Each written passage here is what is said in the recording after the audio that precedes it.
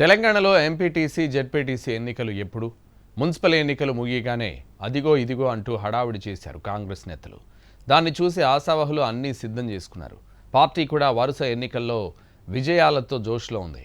ఇదే ఊపులో MPTC ZPTC ఎన్నికలను కూడా కొట్టేద్దామని కాంగ్రెస్ డిసైడ్ అయింది. కానీ ఇప్పట్లో అది అయ్యేలా లేదు.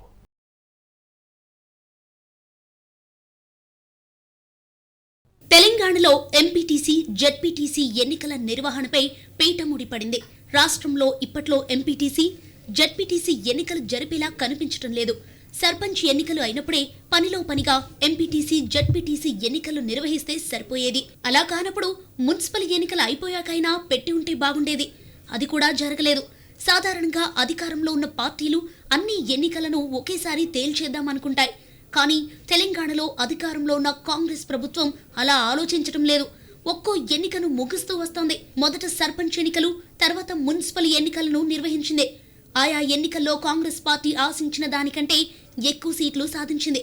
అయితే దానికి కొనసాగింపుగా పెండింగ్లో ఉన్న ఎంపీటీసీ జెడ్పీటీసీ ఎన్నికలను కూడా పూర్తి చేస్తారని భావించారు.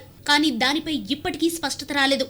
క్షేత్రస్థాయిలో నాయకులంతా మున్సిపల్ ఎన్నికల తర్వాత ఎంపీటీసీ జెడ్పీటీసీ ఎన్నికలను ప్రభుత్వం నిర్మించబోతోందని డిసైడ్ అయ్యారు. అభ్యర్థుల ఎంపికను కూడా కొన్ని చోట్ల ఫైనల్ చేశారు.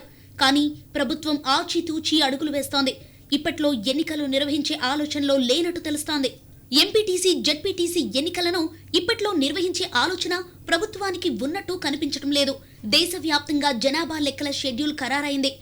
మే 11 నుంచి జూన్ 9 వరకు మొదటి విడత జనాభా లెక్కలు జరగనున్నాయి.